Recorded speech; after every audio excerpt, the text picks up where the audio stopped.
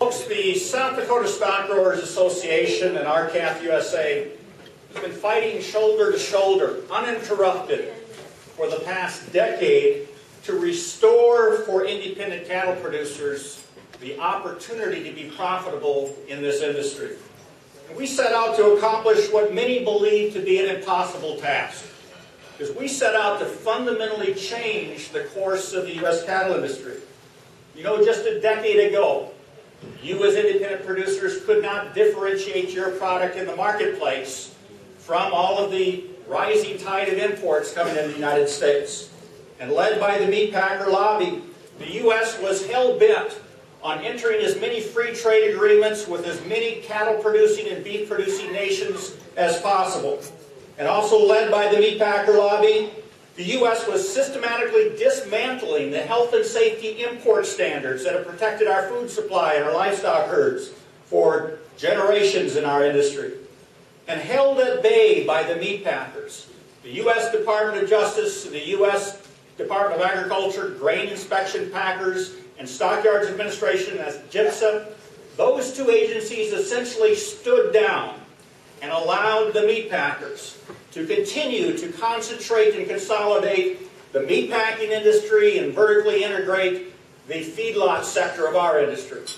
And in addition, not only was GIPSA not enforcing the Packers and Stockyards Act over the past 10 years, folks, they weren't even engaging in investigations of complaints filed by producers regarding alleged violations by the meat packers. And led by the meat packer lobby, the USDA and the meat packers and other allied industry groups joined together to try to force upon you an onerous and an invasive national animal identification system. But during the past decade, you folks helped redefine the term or the meaning of doing more with less. And you accomplished tasks that others said were impossible. And we've made some significant progress towards the overall goal of fundamentally changing the course of this industry. We successfully passed country of origin labeling, so you can now begin to differentiate your product from that growing tide of imported products coming into this country. And we successfully stopped the tremendous momentum that was fueling these free trade agreements. And in fact, we stopped the largest of all, the free trade areas of the Americas Agreement that would have included the world's largest cattle herds in South America. And we successfully blocked the resumption of high-risk Canadian cattle into the United States after BSE was detected in Canada. We halted those imports for 2 years, over 2 years. And during that period, we saw that the remaining competitiveness in the U.S. cattle industry was unleashed. And you saw your prices rise essentially to a new plateau. No longer were we dealing with $60 and low $70 fed cattle. Suddenly we were up into a new level and dealing with $80, $90, and $100 fed cattle. And for the first time in decades, we successfully encouraged, and when I say we, I mean the RCAF and South Dakota Stockgrowers Association.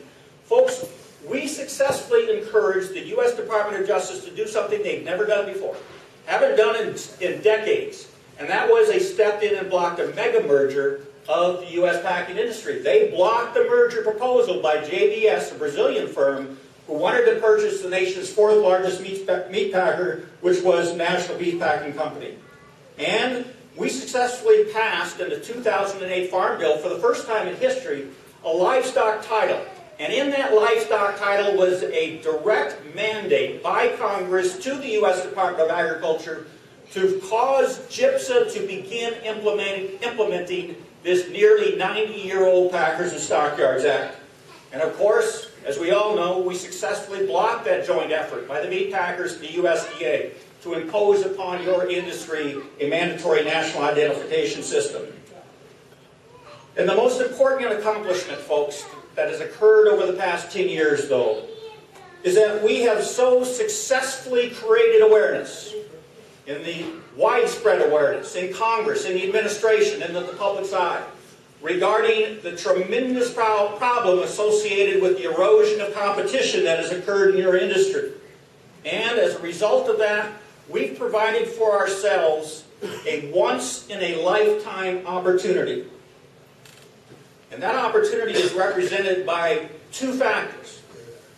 That once-in-a-lifetime opportunity that we've created for ourselves is represented by the joint Department of Justice and USDA workshops on competition, the last of which was held in Fort Collins, the last field hearing. The last completed hearing will be December 8th in Washington, D.C. And the second opportunity is represented clearly by the new proposed rule that GIPSA recently issued on June 22nd. Folks, right now we're standing in the center of the final battlefield. This is a battlefield that will ultimately determine the future of your industry. We're sitting in the center of a battlefield, and the outcome of the battle that will be fought on the ground we're standing on now will determine whether or not 3 or 4 packers will be allowed to continue to capture control over the live cattle supply chain, just as they've already captured in the hog industry, just as they've already captured in the poultry industry. Or will we stop, halt the meat packers' advancement, and essentially force them back into the confines represented by our U.S. antitrust laws, represented by this 90-year-old Packers and Stockyards Act? Will we force them back into the confines of those statutes and regulations that would prohibit them from continuing to exercise anti-competitive behavior and engage in antitrust practices? Folks, we've never had this opportunity in the history of our industry. We've never had it before. We'll never have it again. And you brought us here. You brought us here today. And what we need to do now, we must win this battle. We will win this battle. Because we must. But folks, every one of you in this room, and all of your neighbors all across South Dakota and every state in this country, we need you to dig deep.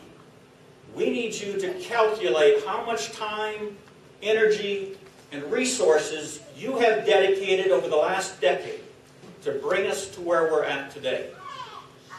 And then you need to double it. And consider that to be your commitment for the next 2 years. Folks, this is the turning point in our industry. Will we halt the meat packers' efforts to capture control over the U.S. cattle supply chain, or will we force them back into the confines of our antitrust laws and the Packers and Stockyards Act? So we need your help. But with your help, we will indeed win this battle. And in order for you to help in the greatest extent possible, you need to have the tools necessary and the information to not only explain what's going on to your neighbors, those who are directly involved in the cattle industry and those who are indirectly involved, your feed store salesman, your car dealer, your implement dealer, others on Main Street.